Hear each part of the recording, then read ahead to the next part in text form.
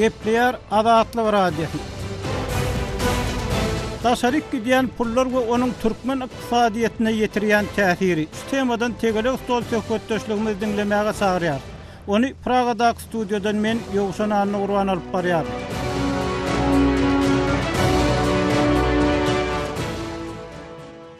Golayda Türkiýanyň ykdysadyýat ministri Zafer Çaglaýan türk firmalarynyň soňky 10 aýda Türkmenistan bilen 10 milliard dollardan urak tirişde durýan iş şertnamalaryny baglaşanlygyny aýtdy.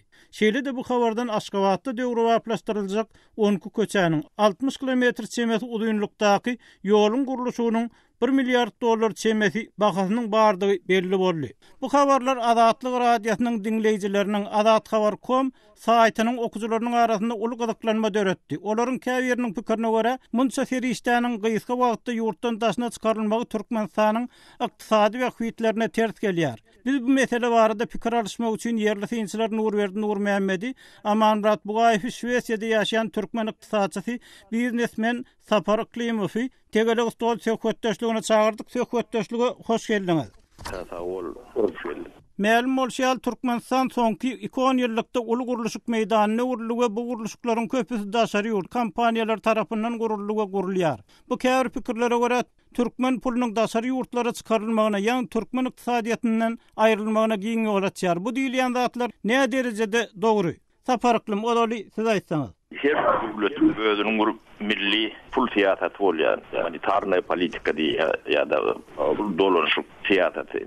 Näme bagly? Bu esasy bagly ýeri ilk altın pul zapasyna, onuň döwletiň içindäki dolanşykdaky pulun muktaryna, dolanşykdaky pulun muktarynyň dolanış tiýdligine bagly. Şu zatlar bu döwletiň ykdysadyýatynyň bir esasy sütunlarynyň biri. 10 milliardyň gurruna diýse, 10 milliard Türkmenistan üçin ulu pul bolmaly. Mysal üçin oğul hojalygynyň 10 ýylky önüminiň muktary. Bir agrar döwletiň 10 ýyl galanyp biljek pulunyň muktary. Bunu ýurdun daşyna çykarylanyna bu nähile täsir etdiğini düşünmek bir kıymət däl. Sapar, inni şu daşary ýurtlar bilen kontrakt baglaşylmagy, iş edilmegi, şol pullaryň hökmen daşary ýurtlara gidýänini, daşary ýurtlara çykarylýanyny aňladyp bilermi? Sebäbi ol pullaryň deregine ýurda önüm getirilýär, enzam getirilýär, bir bina gurulýar ýa zawod, fabrik gurulýar.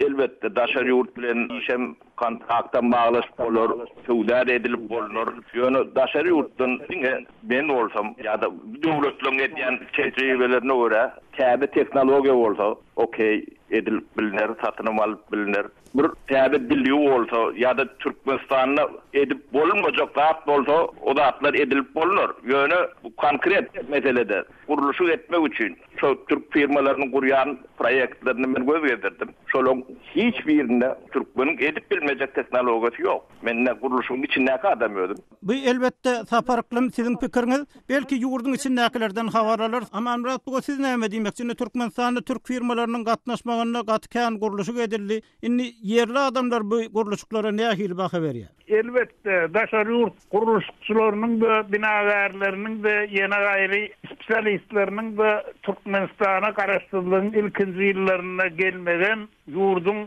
edenegini düzeltmäge öz goşantylaryny goşmagy zeruriýetdi. Ýöne inni biz eýem garaşdyrdygyň 20 ýylyny belledik. 23-nji ýylyna ýaşap ýörüp. Inni çenmollu diýesim gelýär. Men bir özümiň gurulşykçylarymyza, öz adamlarymyza inanmagy, ýurda girýän o çykýan girdejileriň diňe şolaryň üstü bilen amal aşyrylmagyny çenmollu elbetde ol daşary ýurt investisiýa hem gerek daşary ýurdun özün teknologiýasy. Dogry, amal Murat, indi şu çenmollu diýäňiz, eýtem şol yerli gurulşykçylara bermeklige näde geçip bolar? Muňa näme päskel berýär? Şu ýagdaýda nähile edip yerli gurulşykçylara geçip bolar?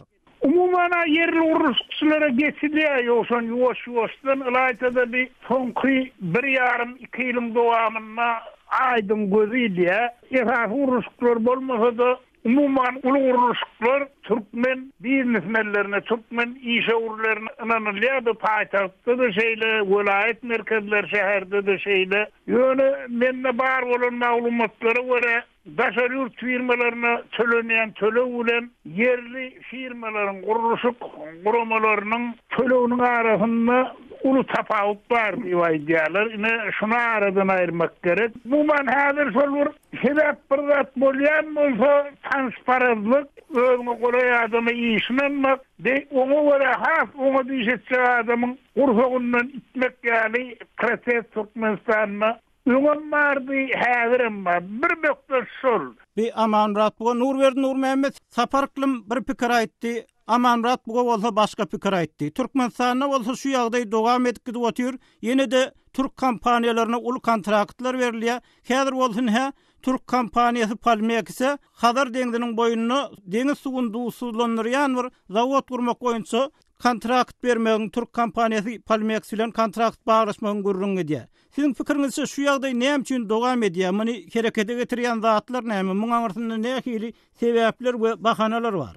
Son teknikleri için benim fikrimce ilk bilen şu atlan görüşü vardı bir kal gurrun etmeli. Benim yadımda ya 90-njy ýyl, ya da 91-nji ýyl ýaly ente garaşdyrma çykmaka bir respublikalaryň öwraslyk hereketlerine çaly ýol berip başlananyny ýaly özüniň ilkinji tiýahatyny İtalya kalıp gelenlerden ol ulyğlaklarda çıkış edýärdi. Biz İtalya'da Aşgabatda okuma toplumunu gurmaklygyz. Hemen bir çalallaqy, on başga da var, çalallaqy Nursi Kaytadan işleyen Tarhanani rekonstrüksiýa etmeklik barada İtalyanlar bilen öňetname baglaşdyk. O wagty 600 milyon dollardan gowrak diýilýärdi. Şol aýdanyna özüniň gastugyna mörkedýärdi. Ilana şu gastugyny koyup derlerdi. O bir kaçım vertirler, zora vertirler, koşun vertirler. Arwatdan şol proýektiň bahaty ýem resmi ýa-da aýdylmagyna görä 900 milyondan geçti. Yarın milletmekade 1 milyardan ağırda oldu. Ağırlığı kalk gerekediği resmi malumatları esaslanıp Suvaralı ulu proyektler edildiğinde son proyektleri bağlaşlanına cemiyetçilik ekspertiyasını işletmelilik teklif etti.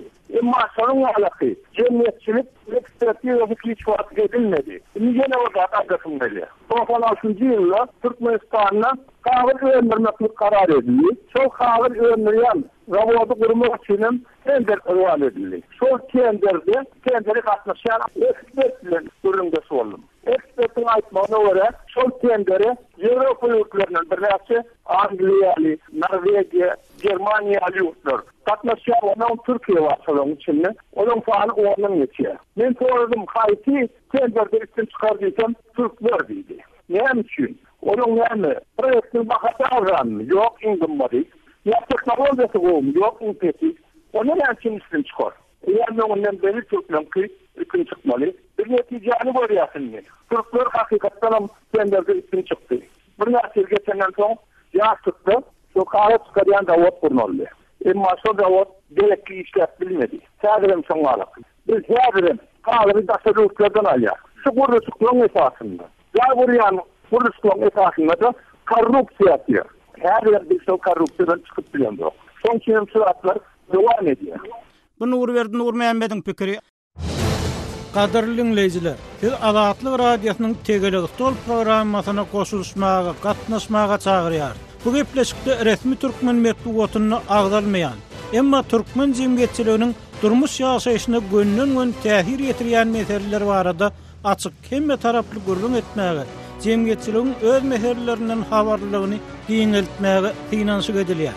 Siz aýdylýan pikirler barada öz pikirleriňizi aýdyp, tema teklip edip, ýurtda edilýän gowy işler barada hem delilli gurrun edip bilersiňiz. Pikirlerinizi bize Türkmenistanyňky Türkiýede habarçylarymyzyň üstü bilen telefon, internet, sosial ulgamlar azatxabar.com arkaly ýetirip bilersiňiz. Bizim internet adresimiz azatxabar.com, Facebook adresimiz Azatlyk Radiosu aýry ýazylýar. Twitter adresimiz azatxabar, kontakt adresimiz azatxabar bile ýazylýar.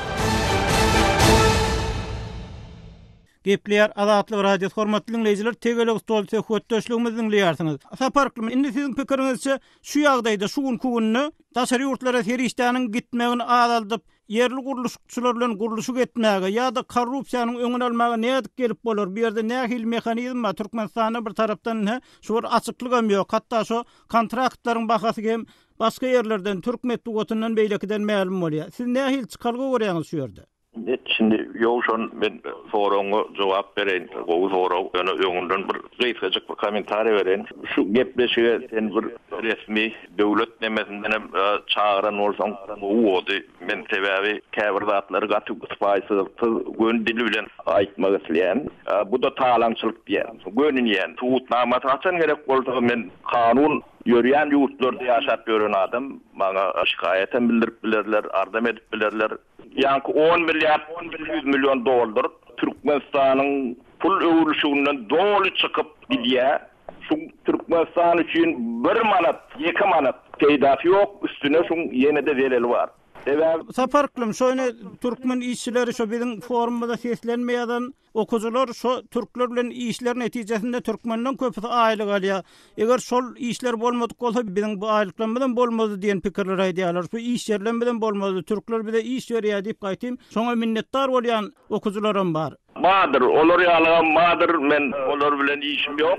Men öz profesyonel kirmaydiyan, şoň üçin men bir plan da ýydy diýip men o demeler bilen kendi radalaşyp durmakda. Ýöne bir milli wähbit diýip bir düşünje bardyr. Şu milli wähbidiň aşagyna şu bahanalyň hiçbiri aşagyna çıkyp bilen ok. İlkülät öňde gelýän zat milli wähbitdir. Ben sözü monetar siýasatdan ýa pul siýasatyndan başlamak isledim. Ýöne doğru fikrimde olay yetişmedim de. Doğrudur demek altın pul demek. Bu devletin içindeki dolanışıkta bolup bilecek pulun garanti bir. Şoň abispeçeniyeti. Şo pulun yerine 10 milyar ýöne bankda işlap edilmen yatanlar Türkmenistan'ın içinde 20 milyar dolar mukdarınaki pul dolanışıkta bolup bilýär. Mesela düýüp beri şu taýda. Oňa derek Türk döwletinde şu aýlagy yerine ýetirýär şu pul. Yani cay urulýar, näme urulanady o guruluş bilen hiç biri döwletiň urmaly işleri däl, döwletiň hökümetin etmeli işleri däl. Hökümetin borçy Türkmen firmalary, Türkmen şirketleri şu guruluşy edip bilmäge mümkinçilik meselesini gurnamak mecburiyetinde şoňa hökümet diýilýär. Hökümet o guruluşy gurmaly diýilen mesele däl, o guruluşy bilen 90% hökümetin gurmaly işi däl, ol hususi sektor gurmaly. Bir Şweýçede ýaşaýan türkmen biznesmeni Sapar Aklyýewiň pikiri. Amanrat bu ýurt içinde garaýşa etseňiz şu mesele bilen barlykda. Sapar Aklyýewiň aýdýan pikirler bilen siz aralaşýarsyňyzmy? Bizim gatlarından bir aýdaýjak bir sözüm bar Sapara. Türkmenin ökü fiinlerani sığır diýen bir sözü var da. Sapar Aklyýewiň bir ýurtdan çykyp gidelbäri inni esli wagt boldy. Ýurdun içindäki zatlar ol beýle bir berede adam däl, garaş şol islenip közünü öz öykü kinesini dile getiresi gelip durda. 10 milyar Türkmenistan'dan çıkıp gitti diye. 10 milyar giden ok. 10 milyar oyun oylan, sermaye oylan, kuruluşlarım edildi, gayrilatlarım amal ediliyorunu, şoların bakazı hakiki vahamı, berde yor deyilen bir zatlar mı, berde bir kalıp fevda var mı, başka vururun, yani bunu bir tam kıydı fikir aytman, hak suyun beyde oturmak bir Paýçylyk bilen aýdanda betleşik ýagdaý bolýar. Elbetde Sapar Aklyýewiň aýdýaly türkmen resmiýlerinden hem tegelik stol söhbetdeşligine gatnaşyp pikir aýdanlar bolsa, Azatlyk radiosynyň mikrofonu olar üçin hem açyk olar. Islendik wagt öz pikirlerini aýdyp bilerler. Şoň bilen birlikde de Azat habaryny.com'da olar öz pikirlerini aýdyp tesbir galdyryp bilerler. Eger öz atlaryny aýdyp açyk çykyş etmekden çekinýän bolsalar anonim şekilde hem öz pikirlerini aýdyp bilerler. Azatlyk radiosynyň täzeliklerini, makalalaryny, video ýazgylaryny we fotoseriýlerini Twitter we Facebook sosial ulanlaryndan hem iderläp bilersiňiz. Salymy Azatlyk radiosu. Gepleýär Azatlyk radiosu hormatly dinleýijiler, tegelik stol söhbetdeşligimizi dinleýärsiňiz. Söhbete ara berip şu tema boýunça, ýagny daşaryk gidýän pullar boýunça Azat habaryny.com'da açylan foruma gelen seslenmeleriň hem käbir bilen tanyşyp geçelim. Bu işimen kardeşim Sehradan haýyş edýärin. Sehra, nowat seninki. Ýowşan sawol. Gaderli dinleyijiler, biziň azathabar.com web sahypamyzyň ýöriti tegelik stola başlanan bölüminde Jumaatly okyjymyz Gurbanuly Berdimuhammedow dur diýmeli. Daşary döwletlerden adam getirip milliardlap pul gidirmeli däl. Bu gidýän guruluşyklary bolmanym türkmenler edýär. Daşary döwletden gelen firmalaryň işgärleri diňe başyna durup özleri $4,5 milyar aýlyk alýarlar. Agyr işlerini hem türkmen oğlanlar edip $300-400 aýlyk alýarlar diýip öz pikirini beýan edipdir. Han Hanan ady bilen tesir aldyran beýleki bir okyjymyz daşaryk pul gidýär diýip dowla düşmek gerek däl. Oňa derek biz daşardan harit, taýýar önüm, jaý, bina, enjam getirýäs. Diňe hökümet däl, halk hem eline pul düşse daşaryk gidip gyzyl pula harit getirýär. Okuwa gidýänler hem gyzyl pul alyp gidip oňa derek bilim getirýär. Bulum adaty zatlar. Emma bu zatlarda açyklyk ýok diýilse başga gep. Açyklyk bolsa has anyp görüň edip bolardy. Emma häzirdiňe çaklama bar. Biz ýurda näçe gaz girdejisi girýänini hem bilemdik. Daşar ýurtlylar bilen baglaşylan kontraktlanyň bahasy büdjetde görkezilýärmi? Parlamentde prezidentiň hasabaty dinlenip, ol hem telewizionyada görkezilýärmi? Ýok, bular entek biziň syýasy ykdysady medeniýetimizde gelmedik zatlar. Munuň üçin kelleli adamlar işlemeli. Hany olar jorawy daşary ýurtdan getirýärken hyýary Eýrandan getirip iýen bolsaň hiç sade gen galma diýip öz pikirini beýan edipdir. Jurist ady bilen tesir aldyran ýene bir okyjymyz kanun ýok ýurtlaryň hemmesine şeýle. Her kim pulunu daşaryk çykarjak bolýar. Daşary ýurtlaryň banklarynda ozalky SSR-den çykarylan pullar känler. Orsiýet ýolbaşçylary bu barada käbir sanlar hem aýtdylar. Emma bizde hökümet hiç zat barada san aýtmaýar. Bizde daşaryk çykýan pullar esasan elita deýişli bolmaly diýip öz pikirini beýan edipdir. Aýdawda ady bilen tesir aldyran ýene bir okyjymyz Niýazow bir wagt $3 milliard Amerikan dollaryny daşary ýurt bankyna goýdum diýip telewizorda aýdypdy. Şu pullar näme derek bar? Eger garamayak biri öz eken buğdayyndan 1-2 halta däne alyp galsa, masar edip türmä basýady ol zalym. Özü pullary nire alyp gitdi. Innikler näme bu arada dymýar? Hasap ýok, diýmek döwlet ýok bizde diýip öz pikirini beýan edipdir. Espionaj ady bilen tesir aldyran beýleki bir okyjymyz pulun nire gidýänini bilemok. Ýöne şol guruluşy alýan firmalarda türkleriň paranlap türkmene aýry yerli kontrakty diýip ýöneki işgäri $300 başlygyna $400 bermeli diýip İstanbuldan buyruk alýanyny öz gulagym bilen eşitdim. Rahmet kodeksi elden geçirilmeli. Olar ýalyk proyektleri alýan firmalar goý dünýä standartlaryna aýlyk versinler diýip öz garaşlaryny beýan edipdir. Kakş ady bilen tesir aldyran okyjymyz bagtymyzda şolar bar. Özümizden köpräk alyp bize adyrak berýärler türkler. Ýok bolsa şol adyrak pulum alyp bilmeýän ajelerdik diýip pikirini galypdyr. Watançy ady bilen tesir aldyran ýene bir okyjymyz 22 ýylda her hili ýagdaý boldy. Kendi adymyz altyn pulumuz daşaryk gitdi. Muny boyun almaly. Emma daşaryk giden pullaryň bolmanda bir bölegini ýygyna getirjek bolmaly. Şonol pullar ýurda halka işler, türkmene peýda getirir diýip öz pikirini beýan edipdir. Tehra sawol Gepleýär Azatlyk radio hormatly dinleýijiler, tegele ustolsa kötdeşligimiz dowam etdirýär. Aman rat bu siz näme pikir edýäňiz? Şu ýagdaýdan näme edip çykmaly? Ýagny gidýän pullaryň ýa-da giden pullaryň ýygyna gelmegine nähil şertler döredip bolar. Şulurda nähil mümkinçilik görýäňiz? Mundan çykman atsany ol bir kämmiň ýöne esasy ol biräwini şol özümizde kemale gelen bir giden guruluş firmalar var. Şolaryň işine ünsü güçlendirmeli özüm. Bazar faaliyetine geçmeli. Şonda bir ähliýat atsan bolmaly ol. Türk firması ýa-da Fransuz firması ýa-da bir getirilýän ýörüte ýarşlarda ýa Türkmen firmasy. Şular atsan bolmaly, bahalar atsan bolmaly, proyektler atsan bolmaly. Karar aslanlık bolmasa bir özünden yine de kologol vururumlara, muzabata, töhmete varır. Şol için yurt aslanlığı gitmeli. Bağışla, käbir nemelengde bir komentariýa bereýin. Ýygyna gelýär diýäňiz. O gelýän uruşuklar, gaýlar, badyr, ýöne o $400 çykan uruşuklar. Yurtdan ýer asasetden maglaşylan guruluşy. Böne firmalar şeýle anyklap bolsa onda şun bahasy şunçady diýin. 1 milliard. O proýekti bersin, ona diýeli.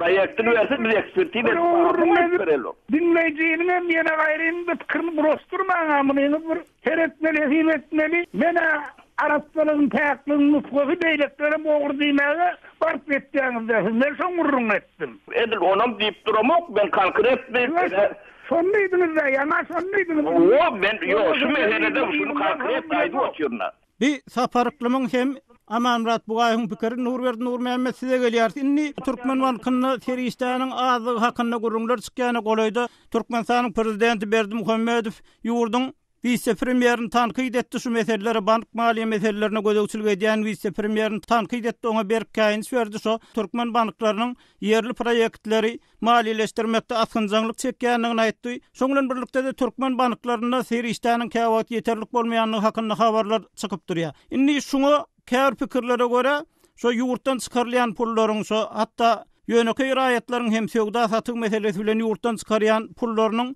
täsiri bar diýen pikirler aýdylýar. Şu ýurtda giden serişdeleriň gelmegine nähili ýol açyp bolar? Şu ýerde nähili mümkinçilik görýär? Nurberdi Nurmehmet.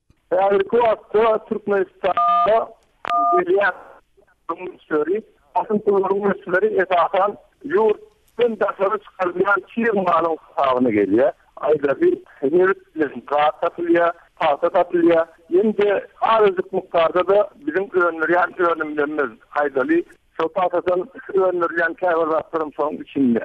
Indi bizim öňlerimiz şotaryt bilen pullun köpüsini bir öňlerimizde de ulan bilerdik.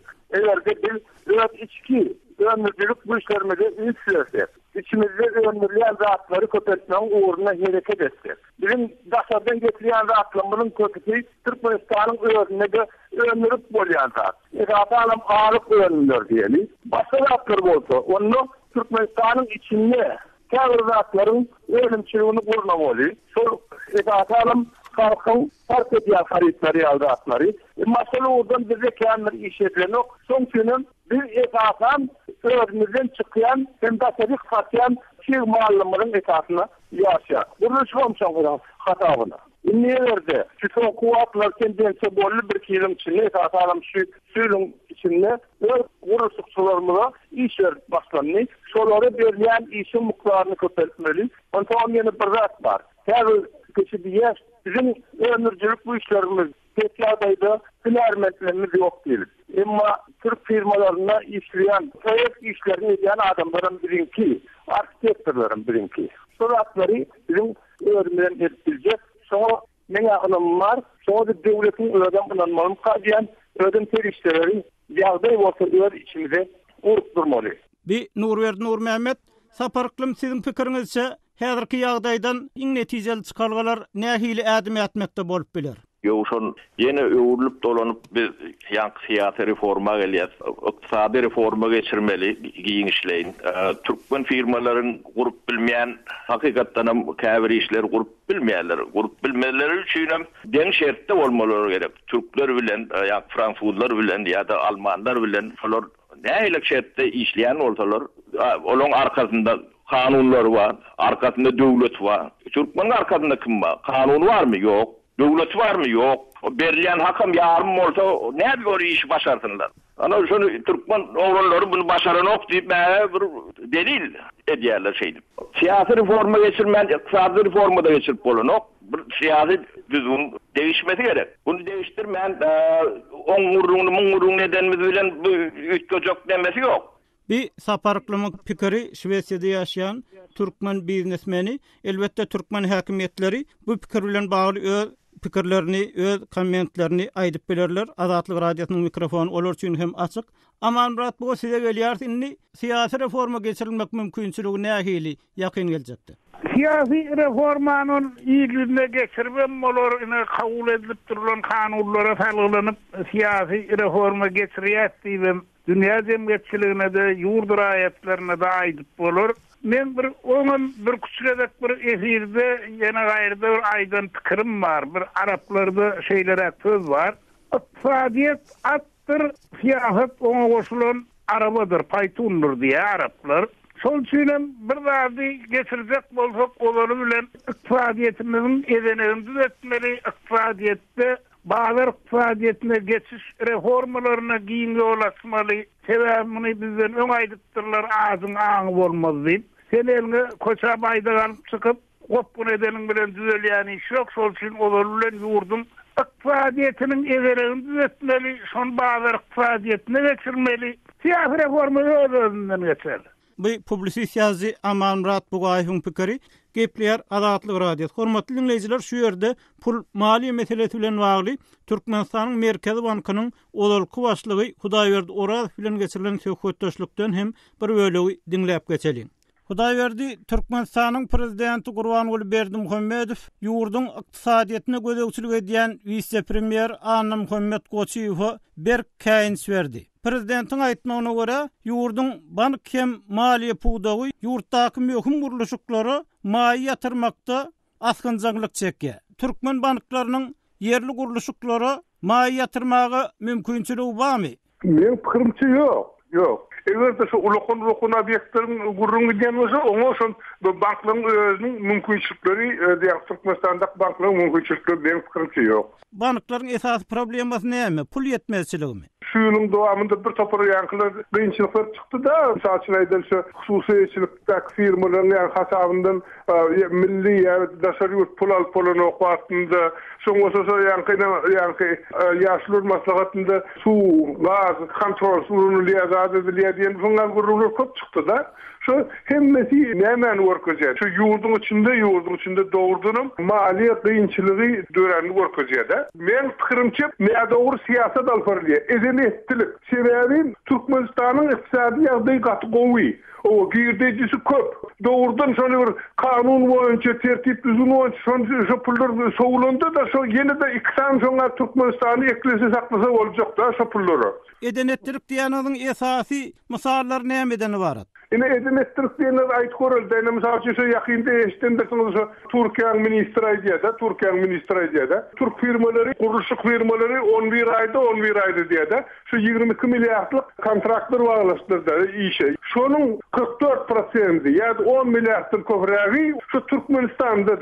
Bir kıllarına sığacaklar da bunun yamanlığı dendiğinde de etip olmuyor da bunlar işleri. Evet şunlar edilip dursa da o neydi onu getirip oluyor, neydi onu yurdu dolandırıp oluyor. Sonra neydi oluyor, o bir kişilik çinovnikler günahkar oluyor. Hiçbir sistemi o kanun düzgün boyunca işlemiyorlar Türkmenistan'da. Yani şu gorkazma boyunca işletecek oluyorlar. Gorkazma boyunca iktisadet işlemiyor. Bank sistemi, maliye sistemi, o bir saat öndürüyen, dörüdüyen sistemi değil. O hizmet ediyor. Evet, şunlar ya bençilik koşuyor şu bank mali sistemini. Yurtta, iktisadette, şu siyasette kemçilikler var. Ne doğru yönüdür ya, şunu söyletmeli. O bank mali sistemi, o yönüşün yüzün orkazıyor. Hormatly dinleyijiler, Türkmenistanyň Merkezi Bankynyň olurky başlygy Hudaýberdi Oraz bilen geçirilen töhfetdeşlikden bir bölegi dinlediňiz. Taşaryk gidýän pullar we onuň türkmen ykdysadyetine ýetirýän täsiri hormatly dinleyijiler şu temadan tegeleg stol töhfetdeşligimizi dinlediňiz. Oňa Türkmenistanyň yerli synçylar, raýat aktivisti Nurberdi Nurmehmet, publisist ýazgy Amanmurat Bugaýew, Şwesiýadan Türkmen biznesmen Sapar Murat Akliýew gatnaşdy. Tegeleg stol söhbetdeşligini Pragadaky studiýadan ýogşan Anna Urban alyp bardy. Bu söhbetdeşlik bilen bagly pikirleriňizi, bellikleriňizi adathabar.com-da siz hem ýazyp, aýdyp, galyryp bilersiňiz. Ýene-ki efir duşuklarymda senlik hoş, saglykda galyň.